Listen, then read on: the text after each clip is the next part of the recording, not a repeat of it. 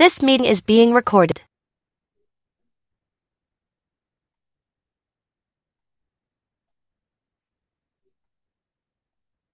Bonjour à tous, j'espère que vous allez bien. Est-ce que vous m'entendez?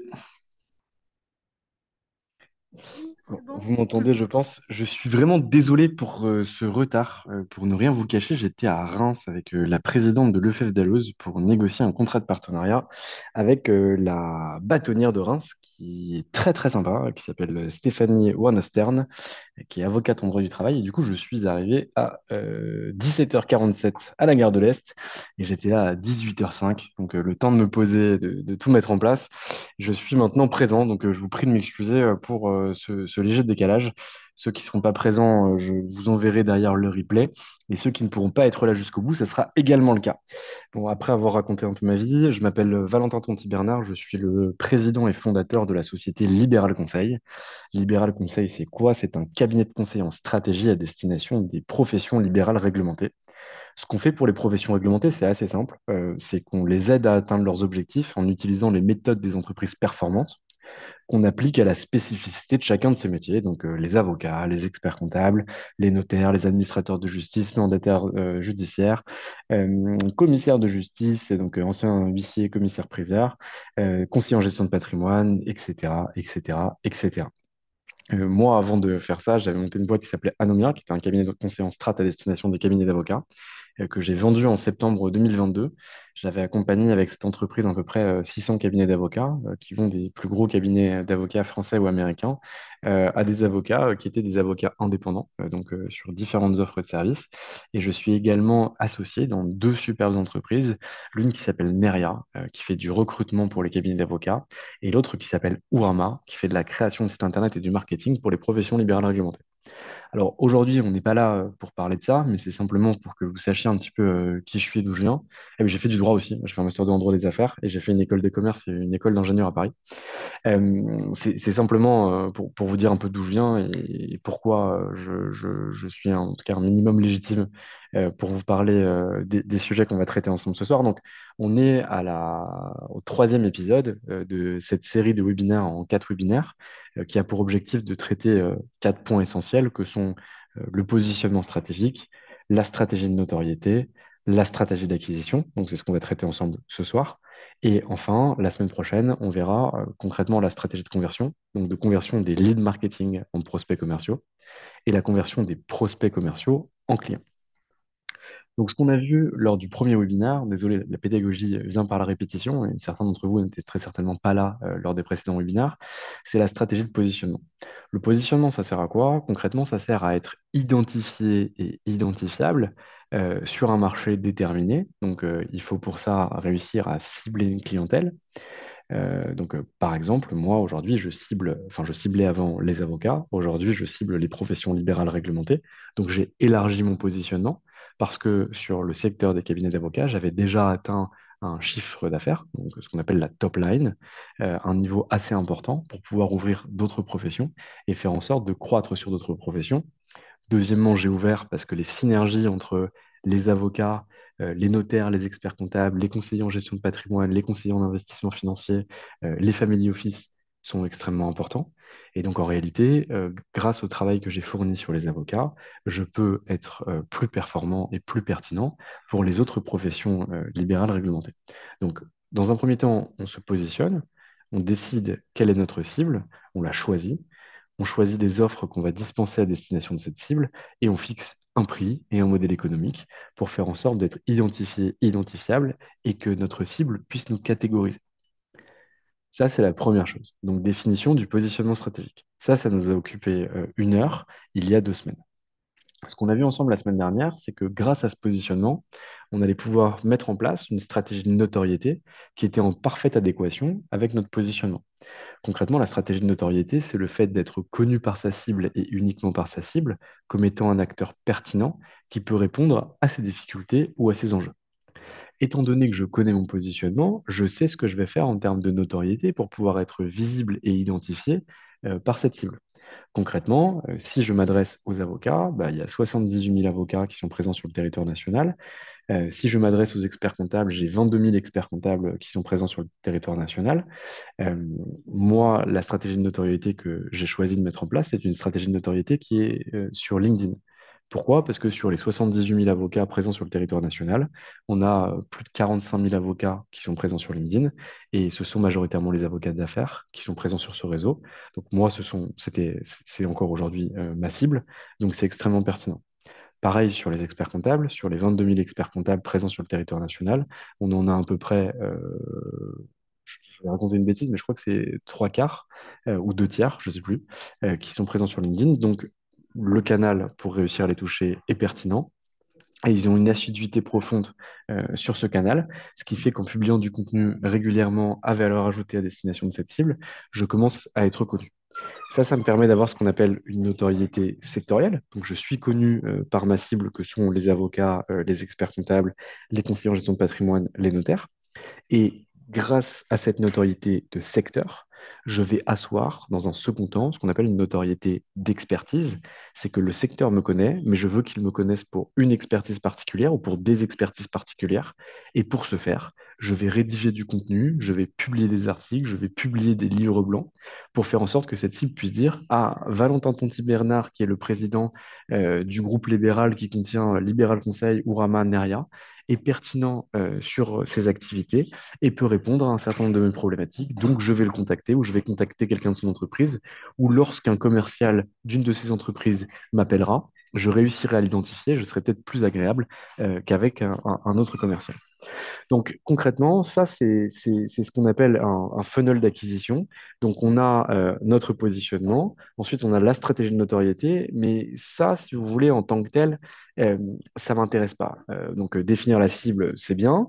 Être connu par cette cible, c'est bien. Mais ce que je veux, moi, c'est que ma cible puisse me contacter ou me donne les moyens de la contacter. Parce qu'on fait tout ça pour une chose, hein, c'est pas pour s'amuser, c'est pas pour se faire plaisir, c'est pour réussir à avoir du chiffre d'affaires, à augmenter son chiffre d'affaires, à augmenter son nombre de clients. Donc concrètement pour ça, il me faut des interactions. Mes interactions, je vais aller les chercher dans un premier temps sur Internet. Pourquoi je vais chercher mes interactions sur Internet? Parce qu'en réalité, c'est ce qui me permet de toucher une cible déterminée avec ce que je vais appeler des actifs.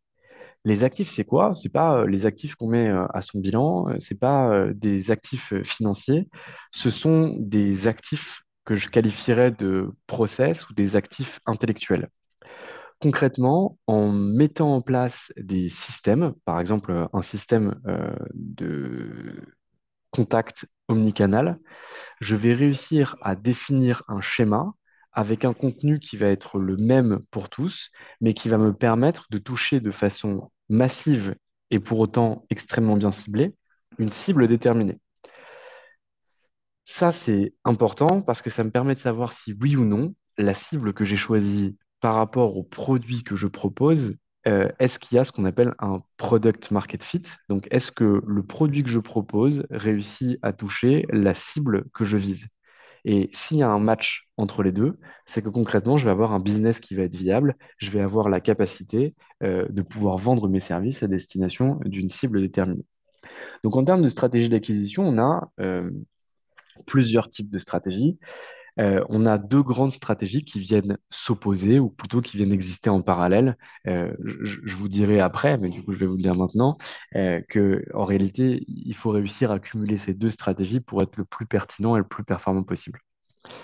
Dans un premier temps, on a ce qu'on appelle une stratégie outbound marketing.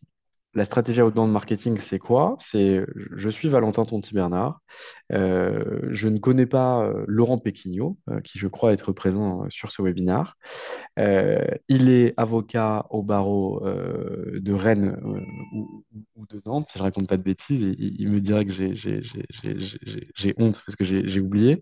En tout cas, avocat dans le Grand Ouest, je ne le connais pas et je vais lui rédiger un mail, donc pas à lui nominément, parce que je ne le connais pas, mais grâce à la donnée que j'ai réussi à collecter d'informations publiques, par exemple, l'annuaire des avocats du barreau de Rennes, l'annuaire des avocats du barreau de Nantes, l'annuaire des avocats du barreau de Paris. Je vais lui envoyer un mail en disant Cher maître Péquignot, voilà, je connais tes difficultés, je connais tes enjeux. Je travaille depuis 5 ans sur le secteur des professions libérales réglementées. Mon expertise, c'est ça, ça, ça. Et je pense que, comme beaucoup de mes clients, tu peux avoir telle problématique, telle problématique, telle problématique. Si c'est le cas, je suis disponible jeudi à 11 heures pour qu'on puisse échanger. Laurent, il va pas être le seul à recevoir ce message. C'est-à-dire que Sophie, Charles, Richard, Mohamed, Karim, Charlotte, enfin vous avez compris le schéma, vont recevoir de façon personnalisée ce même message. Et mon objectif, c'est qu'un maximum d'entre eux puissent prendre rendez-vous de façon directe avec moi ou puissent simplement créer une autre interaction avec moi. Concrètement, les autres interactions qu'ils peuvent créer avec moi, c'est de se dire, mais qui est ce Valentin Tonti-Bernard de la Société Libérale Conseil?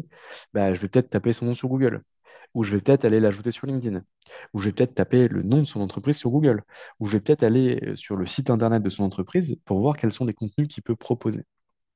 Donc mon objectif numéro un, c'est que les gens que je cible prennent rendez-vous avec moi.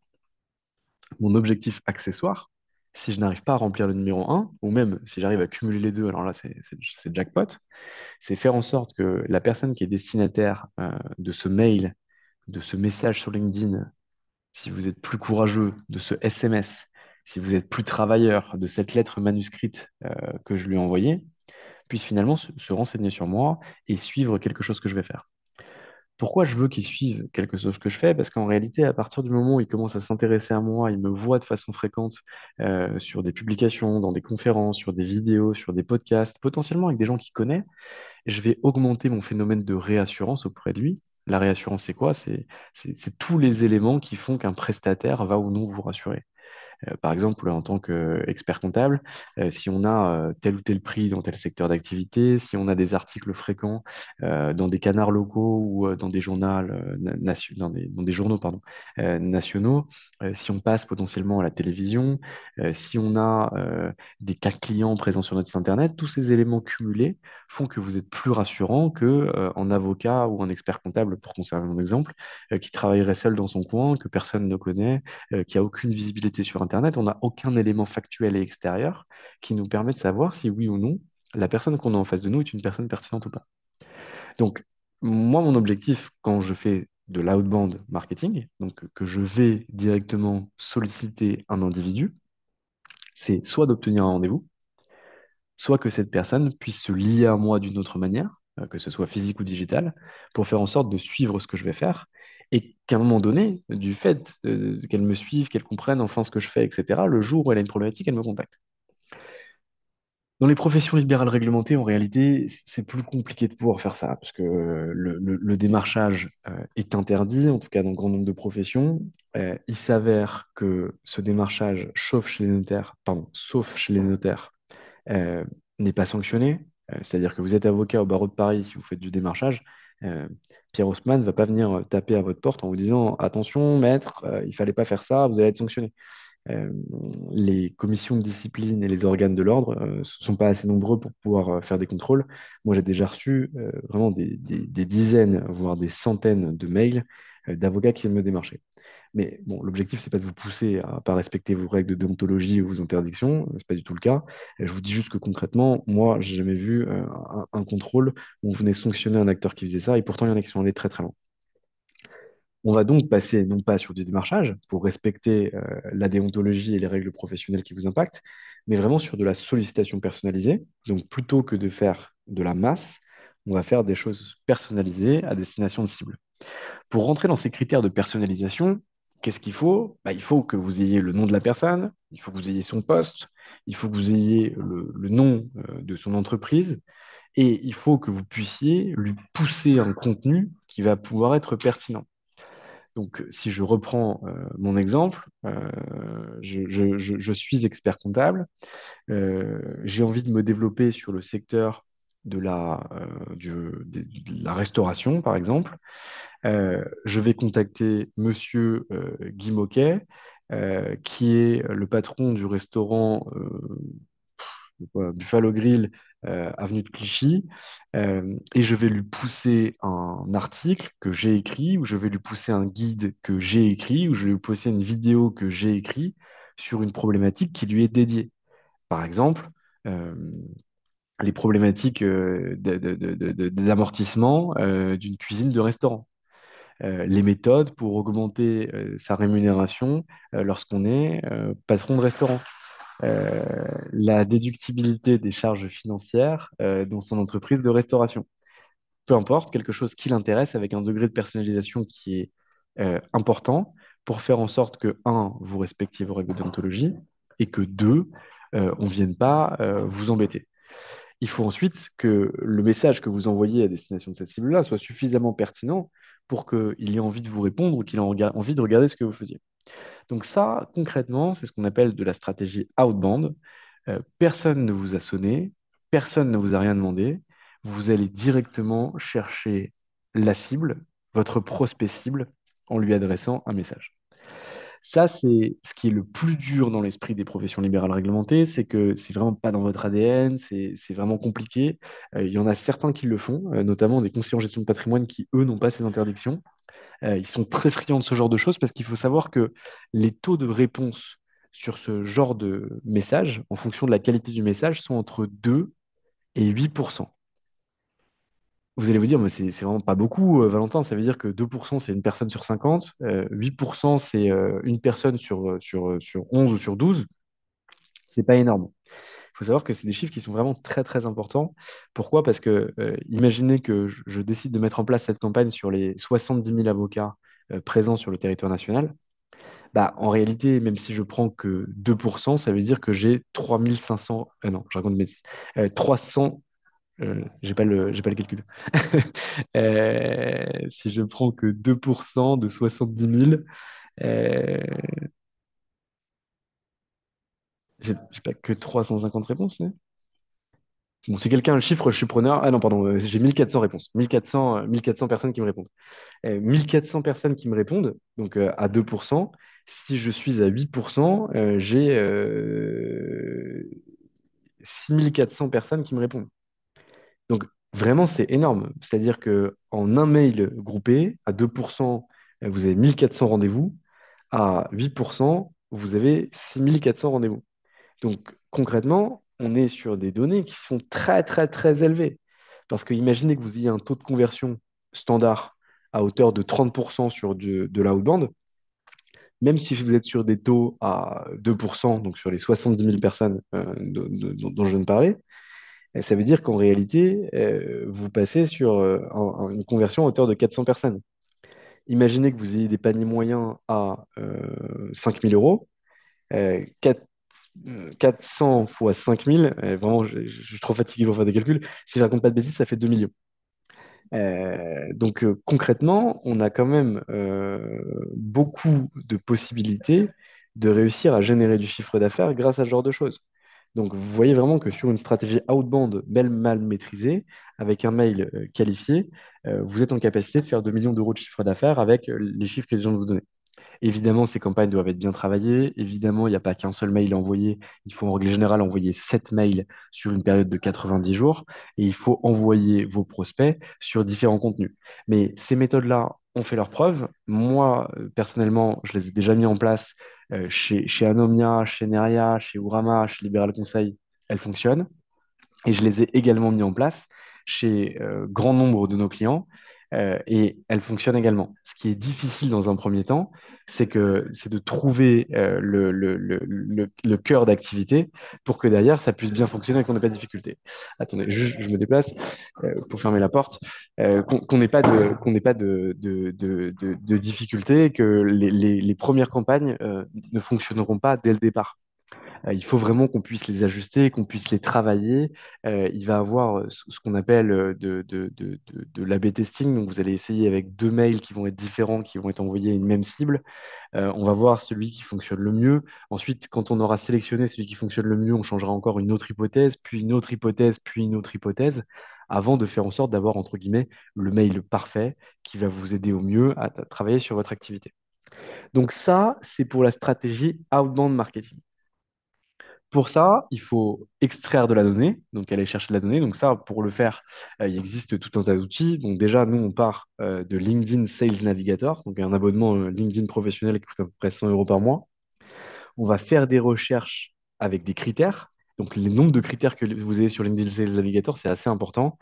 C'est l'expérience de l'individu que vous allez aller chercher, c'est la taille de l'entreprise dans laquelle il travaille, c'est potentiellement son degré de seniorité, c'est la ville dans laquelle il est, savoir si oui ou non il a des mandats sociaux, si oui ou non l'entreprise recrute, si oui ou non, tout un tas de critères, il y en a une centaine, je vous laisserai regarder si ça vous intéresse. Même sans payer l'outil, vous pouvez regarder les critères. Une fois qu'on a fait ça, on va utiliser le lien de recherche. Donc, par exemple, je mets avocat associé Nantes. Donc, je vais avoir tous les avocats associés de Nantes présents sur LinkedIn qui vont sortir. Je vais prendre le lien de recherche, donc dans l'URL de Google, et je vais l'importer dans un outil d'extraction de données. Cet outil d'extraction de données, ça va être, par exemple, moi, j'ai pas d'action chez eux, hein, mais Full and Reach, Captain Data, Drop Contact, Surf, etc., etc., etc., pour faire en sorte de collecter cette donnée. La donnée que je vais demander, ça va être quoi? Ça va être bah, en fonction du mail que je vais envoyer, la ville, le nom de l'entreprise, le numéro de téléphone professionnel, l'email professionnel, et vous avez des taux d'échec à hauteur de 30%. Donc, si vous importez 1000 contacts, il n'y aura que 700 contacts qui auront des coordonnées. En moyenne, c'est ce que nous, on arrive à retirer. Et donc, si vous voulez avoir plus que ça, vous couplez deux outils. Donc, vous mettez 1000 dans l'un des outils que j'ai cité, Full and Reach, et vous mettez les 1000 autres dans Surf. Et grâce à ça, en théorie, vous avez des bases qui vont se rejoindre. Vous devriez être sur un taux qui est plus important que celui que je viens de vous citer. Donc, vous avez à peu près 700 ou 800 contacts avec nom, prénom, adresse mail. Et donc là, vous allez rédiger vos 7 mails qui vont s'envoyer de façon automatisée pardon, et successive. Et là-dedans, vous allez du coup les travailler pour faire en sorte que les 1000 personnes que vous avez extraites bah, reçoivent finalement ces mails au fur et à mesure du temps. Vous n'êtes au courant de rien quand ça se passe. C'est-à-dire que vous ne les travaillez plus, c'est envoyé automatiquement, etc. Vous continuez à vous bosser sur vos dossiers, vous continuez à faire vos bilans, vous continuez à conseiller vos clients. Et ça n'existe pas. Le seul moment où ça existe, c'est quand quelqu'un vous répond de façon positive. Où là, en fait, vous prenez une alerte et on vous dit Salut Richard, Xavier a répondu à un de vos mails, allez voir et répondez-lui. C'est comme ça que ça se passe. Donc, c'est vraiment un travail de méthode très minutieuse dans un premier temps, qui prend à peu près 3 mois sur l'itération, sur la définition de cible, etc., sur la rédaction des articles. Mais une fois que ça tourne, ça tourne. En fait, le seul travail que vous avez à fournir, c'est un, à chaque fois que les campagnes sont terminées, c'est rajouter 1000 personnes à l'intérieur. Deux, répondre aux gens qui vous disent, bah ouais, j'ai envie de te rencontrer. Donc concrètement, votre métier, quoi. Votre métier de commercial, pour faire en sorte d'avancer avec eux. Et trois, de les convertir en clients. Donc ça, c'est du chiffre d'affaires direct. Enfin, vraiment, c'est une base de chiffre d'affaires qui arrive de façon successive. Donc ça, si ça vous intéresse, on pourra évidemment en discuter hors micro, hors caméra. Vous pouvez évidemment m'appeler pour en discuter. Nous, on met ça en place partout et c'est vraiment un truc qui fonctionne très bien. Donc ça, c'est pour la stratégie outbound marketing. La deuxième stratégie, elle est généralement beaucoup plus appréciée par les professions libérales réglementées parce qu'elle est moins agressive. C'est ce qu'on appelle la stratégie inbound marketing. Donc là, grâce à votre positionnement affûté, grâce à votre stratégie de notoriété bien mise en place, vous allez avoir des individus qui vont venir sur votre site Internet. Votre site Internet, il faut le voir comme un piège. C'est le piège dans lequel vous allez faire venir la globalité de vos cibles pour que ceux-ci fassent des actions. Les actions qu'ils doivent mettre en place pour sortir de l'anonymat d'Internet et de l'anonymat de leur adresse IP, c'est de remplir un formulaire quelque part. Ça peut être un formulaire de contact. Bon, voilà, c'est jackpot. Ça veut dire que concrètement, cette personne vous intéresse et qu'elle a envie de travailler avec vous. Ça peut être un simulateur. Par exemple, vous êtes avocat en risque industriel et vous avez mis en place un simulateur pour estimer de façon extrêmement rapide et extrêmement laconique le risque industriel d'un patron d'entreprise dans le secteur de la sidérurgie, par exemple. Ça peut être un simulateur sur, si vous êtes avocat ou expert comptable, les accidents du travail ou les maladies professionnelles. Si vous êtes expert comptable ou avocat d'ailleurs, ça peut être un simulateur sur l'économie réalisée pour un patron de SAS qui passerait en EURL. Ça peut être le coût réel du travail pour un collaborateur libéral dans un cabinet de kinésithérapie. Enfin, voilà, vous comprenez l'idée. C'est concrètement toutes des petits outils, des petites méthodes qui vont vous permettre de collecter de la donnée. Pourquoi on fait ça? Parce qu'en réalité, ça nous permet de savoir plusieurs choses. Première chose, c'est est-ce que ma stratégie de notoriété fonctionne et est-ce que mon positionnement site internet est assez clair? Si votre objectif, c'est de cibler, je raconte une bêtise, des kinés, et que vous vous rendez compte que tous les gens qui téléchargent vos guides, bah, en fait, c'est tout sauf des kinés, c'est qu'on a un problème. Si je vise les kinés et j'ai que des boulangers qui téléchargent mes contenus, c'est qu'il y a un sujet quelque part, c'est que c'est pas assez précis, c'est qu'on ne diffuse pas sur les bons canaux, c'est que concrètement, ce qu'on est en train de faire est complètement inopérant parce qu'on cherche une cible déterminée et c'est toute autre personne qui vient chercher notre contenu. C'est normal que vous ayez d'autres personnes qui viennent chercher vos contenus, c'est pas normal qu'ils soient majoritaires. Et moi, sur le site internet de Libéral, j'ai plein de cabinets de consultants extérieurs qui viennent spolier et voler nos contenus. J'ai plein de gens qui sont pas avocats, pas experts comptables, pas architectes, pas médecins, qui viennent spoiler nos contenus. Parce qu'en réalité, ils vont les réutiliser pour leurs entreprises, ils vont les transformer, etc. Et ils vont revendre notre sauce à leur sauce. Donc ça, c'est normal. Il faut juste pas que ça devienne majoritaire. Donc, on a, ce que je vous disais, c'est qu'on a les formulaires de contact direct, on a les simulateurs, on va avoir les guides méthodiques, on va avoir, mine de rien, les webinaires. Vous êtes tous inscrits ici ce soir, vous êtes tous présents. Ce soir, je vais savoir qui a été présent, le temps qu'il a passé sur la vidéo, si oui ou non il a réagi, est-ce que ça lui a plu, etc.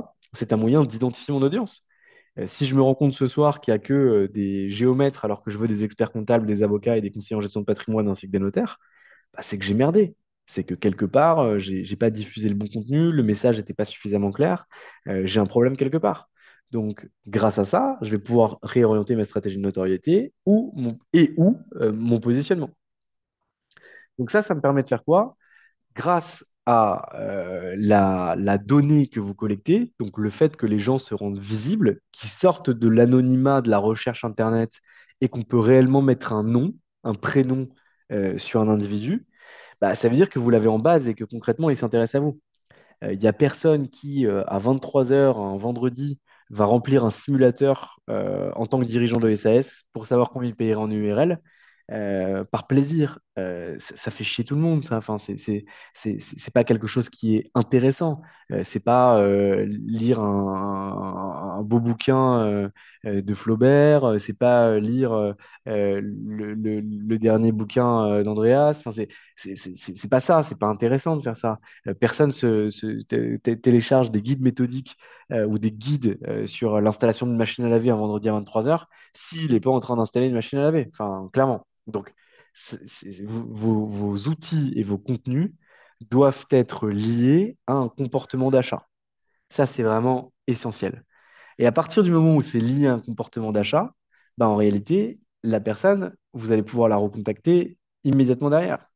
Donc, même chose que pour la première stratégie, la outbound marketing, vous me créez des systèmes en interne où, en gros, dès qu'un individu remplit un simulateur, télécharge un document sur votre site internet, remplit un formulaire de contact, vous avez un mail automatique qui part de votre boîte mail et qui est envoyé à cet individu en disant Salut Patrick, j'ai vu que tu avais téléchargé mon dernier guide sur l'optimisation de la rémunération pour les patrons de SAS. Écoute, c'est un sujet que je connais bien. J'ai accompagné plus de 300 chefs d'entreprise sur cette question-là. Le premier rendez-vous de 30 minutes avec moi est gratuit. N'hésite pas à le prendre et je te donnerai tous les renseignements possibles. Et là, l'objectif, c'est qu'ils prennent ce rendez-vous et vous, derrière, vous faites votre job de bon patron d'entreprise, c'est-à-dire que vous essayez de lui expliquer ce qu'il va pouvoir faire, vous voyez si oui ou non il rentre dans votre cible, si oui ou non il a de l'argent pour vous payer, et si oui ou non il veut le faire maintenant. Et à partir du moment où vous arrivez à répondre à ces quatre questions de façon positive, cette personne-là, bah, vous allez la travailler pour qu'elle passe de lead marketing à prospect, ça c'est à partir du moment où elle prend rendez-vous avec vous et que vous l'avez vraiment au téléphone, en visio ou en face de vous. Et deux, lorsque vous allez lui faire votre offre de service, si vous arrivez à la convertir, elle passe de prospect à client. Et c'est pour ça qu'on travaille sur le positionnement, sur la notoriété, sur l'acquisition pour aller vers la conversion. C'est pour aller chercher du chiffre d'affaires. Moi, aujourd'hui, sur Libéral Conseil, on a sorti à peu près, je sais pas, je dirais 8-9 guides sur le secteur de l'expertise comptable de façon majoritaire. On a par mois entre 300 et 400 leads marketing qui arrivent. Et ce qui est incroyable avec ça, c'est que grâce au guide qu'on a fait en octobre 2024, on a encore des experts comptables qui les téléchargent aujourd'hui. Donc concrètement, un actif qui est disponible sur mon site internet, qui est lui-même référencé sur Google, ben, en fait, je l'ai complètement oublié ce truc-là. Mais il continue à produire des leads marketing parce que ben, en fait, il y a des experts comptables qui veulent développer leur chiffre d'affaires. Mais comme des avocats veulent développer leur chiffre d'affaires, comme des conseillers en gestion de patrimoine veulent développer leur chiffre d'affaires. Et pour développer ce chiffre d'affaires, pour avoir de la méthode et des trucs intelligents et intelligibles, ben, ils viennent télécharger nos contenus. Donc, ce qui est dingue là-dedans, c'est que par rapport à un post LinkedIn ou par rapport à ce que je suis en train de faire avec vous, c'est-à-dire un webinaire, bah, ça reste. Le webinar, à la fin du webinar, bon, moi, je vais le recycler. C'est-à-dire que je l'enregistre, je vais le renvoyer aux gens qui n'étaient pas là, je vais le mettre sur YouTube pour que d'autres puissent y avoir accès, etc. Mais en réalité, la durée de vie de ce que je suis en train de faire là, c'est extrêmement limité. Soit vous avez un besoin et vous m'appelez derrière, on prend rendez-vous ensemble, soit derrière, vous oublierez ça, vous direz un jour, ah ouais, je me souviens, j'ai vu Valentin Tonti-Bernard, il racontait pas que des bêtises sur la stratégie d'acquisition, mais c'est pas aussi puissant qu'un livre blanc. Mais ça demande aussi beaucoup moins de travail de faire ce webinaire.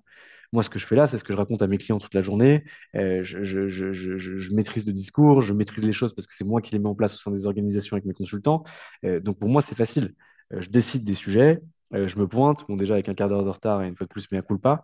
Mais derrière, je sais ce que je vais dire parce que je maîtrise la structure. Pour un guide méthodique, quelque chose qui va rester, qui va faire une cinquantaine de pages, bah, il faut le rédiger, il faut passer du temps, il faut donner des exemples concrets.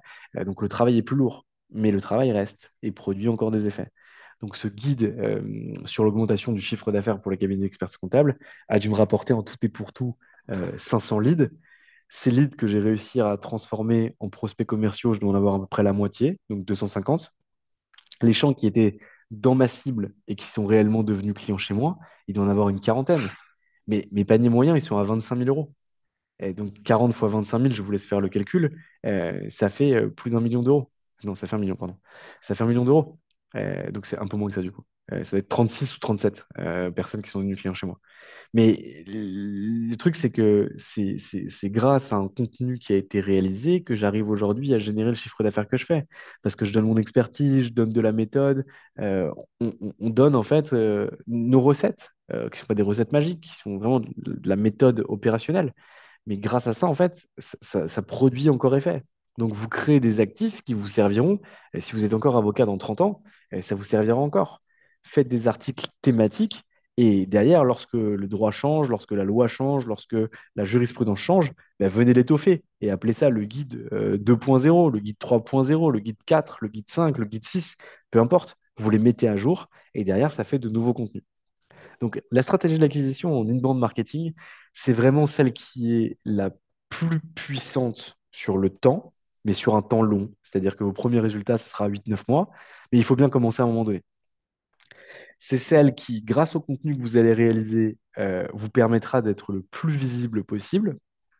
Et c'est celle qui vous amènera des leads marketing de façon pérenne dans la durée. La problématique, c'est que c'est celle qui demande le plus d'investissement au départ. Donc, ça demande de l'investissement pour produire les contenus. Ça demande de l'investissement pour réfléchir à sa ligne éditoriale. Ça demande de l'investissement pour penser l'ingénierie de ces différentes choses automatiques dont je vous parle et de pouvoir connecter tout à votre site Internet. Donc, ça demande un petit billet initialement, mais derrière, honnêtement, c'est quelque chose qui fonctionne et qui fonctionne très bien. Donc, ces stratégies-là, on les présente en marketing traditionnel, par exemple dans des bouquins comme Marketer ou dans des écoles de commerce, comme deux stratégies qui s'opposent. Moi, en réalité, je trouve que ces deux stratégies, elles s'embrassent. Parce que on peut très bien avoir en parallèle d'une stratégie outbound marketing, donc vous vous souvenez, les mails qu'on envoie à des gens qui ne nous connaissent pas, Cette stratégie inbound, moi, je couple toujours les deux parce que je trouve que l'union de ces deux stratégies, bien pensée et bien réfléchie, en faisant en sorte que quelqu'un qui est dans l'une ne puisse pas aller dans l'autre et quelqu'un qui est dans l'autre ne puisse pas aller dans l'une, bah, ça fonctionne très bien. On a vraiment des passerelles qui s'opèrent entre les deux, on a de l'interconnexion qui fonctionne. Le jour où Google sanctionne notre site internet ou Google ne fonctionne plus, bah, on a quand même une autre stratégie qui peut avancer. Et moi, ce que je fais quand je vais chez mes clients, c'est que généralement, je commence par la stratégie numéro 1 pour qu'on ait des résultats qui soient rapides, ce qu'on appelle des quick wins, donc des victoires rapides. Et je les fais travailler sur la stratégie numéro 2. Donc pendant les 4-5 premiers mois, la stratégie numéro 1 produit ses effets. Et à partir du quatrième, cinquième, sixième, septième mois, bah, ça commence à monter sur la stratégie numéro 2. Et derrière les deux mises en parallèle, lorsqu'elles sont bien faites et bien pensées et que le positionnement est clair, bah, en réalité, elles produisent énormément de résultats. Donc, ces deux stratégies ne sont pas opposées, ces deux stratégies fonctionnent extrêmement bien et aujourd'hui ne sont quasiment pas appliquées chez les professionnels libéraux réglementés, pardon, dans les professions libérales réglementées. Dans tous les autres secteurs d'activité, dans les agences, dans les médias, dans les sites internet liés à l'immobilier, dans le recrutement, les sites e-commerce, j'en parle même pas, ils sont trop forts, c'est des machines. Vous allez sur Netflix, sur Amazon, sur Canal. Uber Eats, moi, il est même capable de me dire, quand je commande un McDo, je me dis, ah non, putain, c'est pas bien, je vais aller courir 10 bornes, je vais pas me commander un McDo. Il est capable de me dire, attention, Valentin, votre panier est plein, vous devez encore avoir faim, commandez. Moi, je sais pas faire ça. Techniquement, je sais pas le faire. Clément, mon frère et associé, sait le faire. Moi, je ne sais pas le faire. Ils sont vraiment à un autre niveau. Je ne vous demande pas d'aller à ce niveau-là, mais simplement mettre en place des stratégies qui sont performantes pour que derrière, vous puissiez avoir des résultats. C'est vraiment quelque chose qui est à la portée de tous. Ce n'est pas une question d'âge, ce n'est pas une question de génération, ce n'est pas une question de temps. Il existe aujourd'hui des méthodes pour de la production d'articles, de la production de contenu, notamment, et je suis désolé, je vais utiliser ce terme pour la première fois, je m'étais promis de ne pas l'utiliser, mais grâce à l'intelligence artificielle, où vous êtes en capacité de pouvoir produire du contenu de très haute qualité de façon extrêmement rapide, en lui faisant apprendre en fait de ce que vous écrivez pour faire en sorte qu'il puisse produire des contenus d'une qualité qui est quasiment identique, voire parfois supérieure. Donc aujourd'hui, le temps n'est plus une excuse. En plus de ça, ce temps-là, c'est du temps qui est essentiel pour votre business. Moi, les avocats qui me disent, non mais Valentin, la stratégie de notoriété, la stratégie d'acquisition, je comprends, hyper smart, etc. Par contre, j'ai pas le temps, je vais pas la mettre en place. Je dis, mais t'as pas compris ce que c'était ton métier. Ton métier, certes, c'est de vendre du conseil ou d'accompagner tes clients sur du contentieux, mais c'est avant tout d'être un patron d'entreprise. Et donc, quand tu es patron d'entreprise, il faut que tu fasses en sorte que ton chiffre d'affaires soit présent pour que tu puisses embaucher, pour que tu puisses te développer, pour que tu puisses grandir. Si tu penses épicier, reste un épicier, mais travaille tout seul de ton côté, va chercher des clients à la main et sois stressé par ces clients qui parfois sont là, parfois ne sont pas là. Mais si tu ne mets pas toutes les méthodes en place pour te permettre d'aller chercher du business, ne te plains pas derrière. Me dis pas que tu n'as pas le temps, c'est pas vrai. Le temps de développement, c'est un temps qui doit être au moins à 50% dans vos activités. Quand je dis ça à des avocats, c'est un peu moins le cas chez les experts comptables, encore que pendant cette période, c'est aussi le cas. Ils sont au bord de l'apoplexie, c'est l'AVC dans quelques secondes. Non, en réalité, vous êtes un patron de business, vous devez générer du business, et donc pour ça, il faut vous trouver du temps pour pouvoir le faire. Si vous avez déjà des équipes, pensez juste la stratégie et déléguez les opérations. Si vous avez des stagiaires, si vous avez des collaborateurs, si vous avez des salariés au sein de vos activités, réfléchissez tout de façon globale pour faire en sorte que ça puisse être produit. Si vous n'avez pas de stagiaires, pas de collaborateurs et que vous n'avez vraiment pas le temps pour le faire, vous n'avez pas envie de le faire, externalisez ça. Il y a des gens qui font ça très bien en France ou à l'étranger pour des montants qui sont tout à fait accessibles pour vous permettre derrière de le développer. Ne vous privez pas de ça, ne passez pas à côté de tout ça. Donc concrètement, ces deux stratégies-là peuvent vous permettre d'avoir des résultats et des résultats vraiment concrets. Donc bien couplés avec le positionnement stratégique affûté à destination d'une cible déterminée. Stratégie de notoriété qui vous permet d'être connu par votre cible. Stratégie d'acquisition qui vous permet de rentrer en contact avec votre cible ou à votre cible directement de vous contacter pour passer à la phase 4, travailler sur la conversion. Sur ce sujet-là, je pourrais tenir vraiment une journée complète. D'ailleurs, je faisais de la formation sur cette stratégie. Ça durait des journées complètes. Je vous ai pas parlé de ce qu'on appelle l'ABM, donc l'account based management, où on va travailler finalement sur une entreprise déterminée et grâce à l'identification de quelques individus au sein d'une entreprise déterminée, on va réussir à aller toucher le décideur. Euh, je vous ai pas parlé d'autres stratégies qu'on peut mettre en place, mais ce que je voulais vous donner lors de ce troisième webinaire, c'est quelques rudiments et quelques bases pour vous permettre d'aller chercher tout ça.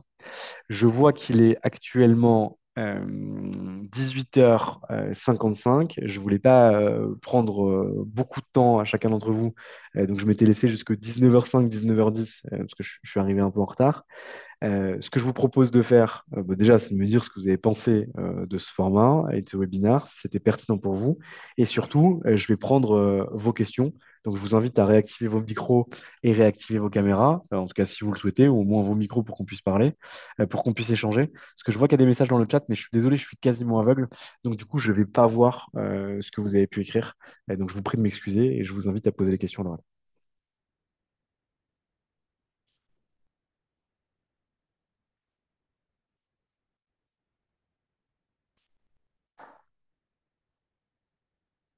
Si vous n'avez pas de questions, j'ai un pot de départ, hein, donc n'hésitez pas.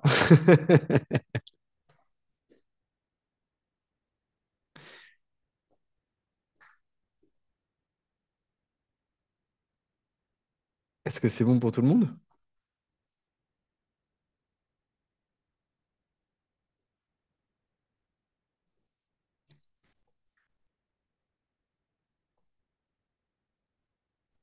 Oui, Valentin, bonjour Sophie.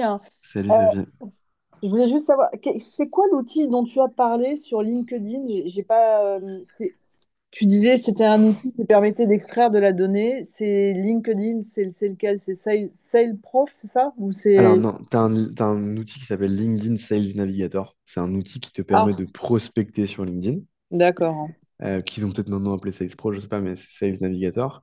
Et grâce à ça, en fait, tu vas pouvoir trouver des gens. Ok, Et donc de façon extrêmement ciblée. Par exemple, tu veux les patrons de risque industriel dans les boîtes du CAC 40 et du SBF 120, il va te les sortir.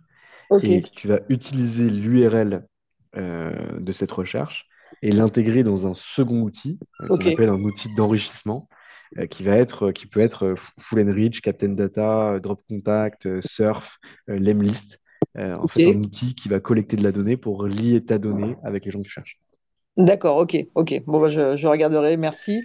Et les outils d'IA, bon, même si tu disais qu'il fallait pas citer le nom, mais enfin bon, on est tous maintenant utilisateurs d'IA.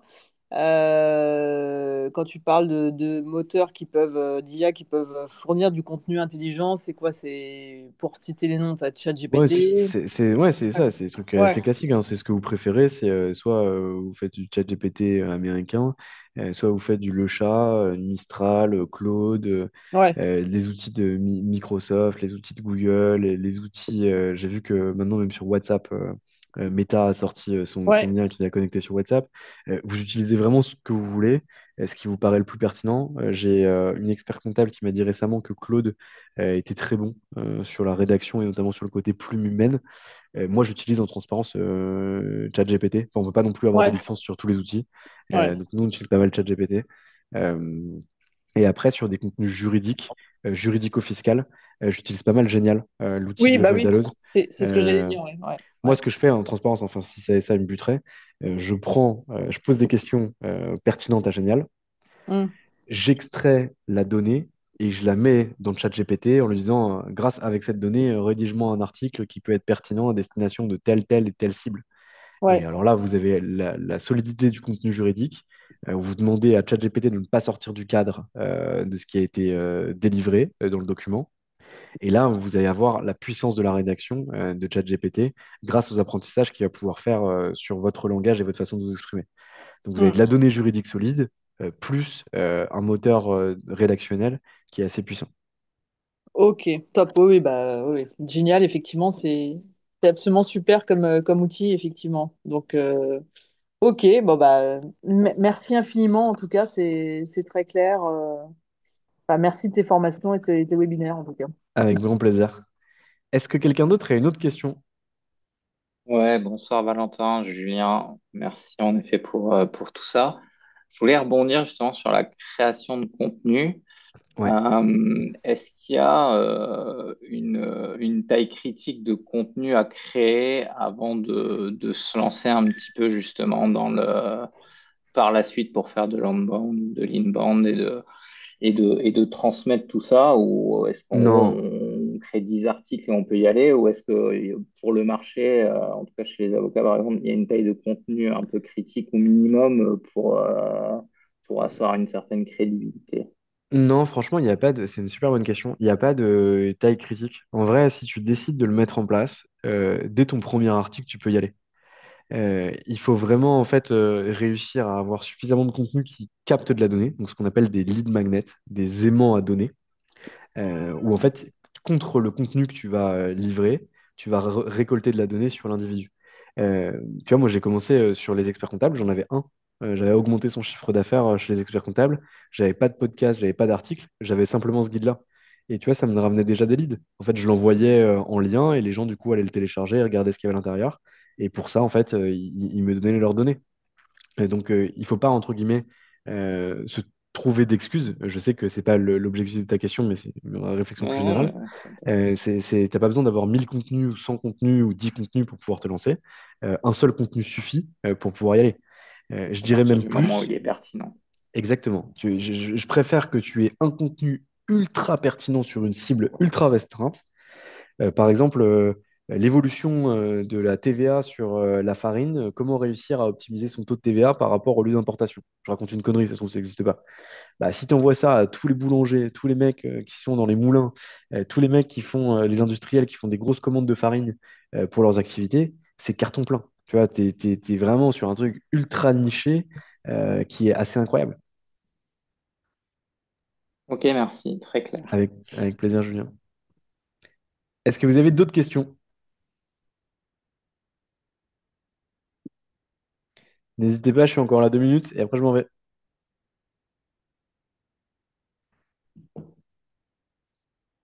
Eh bien, écoutez, je clôt le webinaire là. C'était un plaisir de vous avoir ce soir. Encore vraiment désolé pour le retard. Je pense qu'au bout de 3 fois, c'est bon. Je suis excusé pour mon quart d'heure de politesse. Je vous donne rendez-vous la semaine prochaine pour le dernier webinaire de cette série. Si vous avez des idées de thèmes de webinaire, si le format vous plaît, si vous voulez d'autres heures, etc., n'hésitez pas. Moi, c'est un format que j'aime plutôt bien. Bon, je me sens un peu seul quand je suis face à un écran noir, mais c'est un format que j'aime plutôt bien. Donc n'hésitez pas, ça sera avec grand plaisir. Je vous souhaite à tous une bonne soirée, un bon jeudi soir et surtout un bon week-end un peu avant l'heure. Bon week-end, merci. Merci, Valentin. Merci, salut, Salut. ciao. Salut.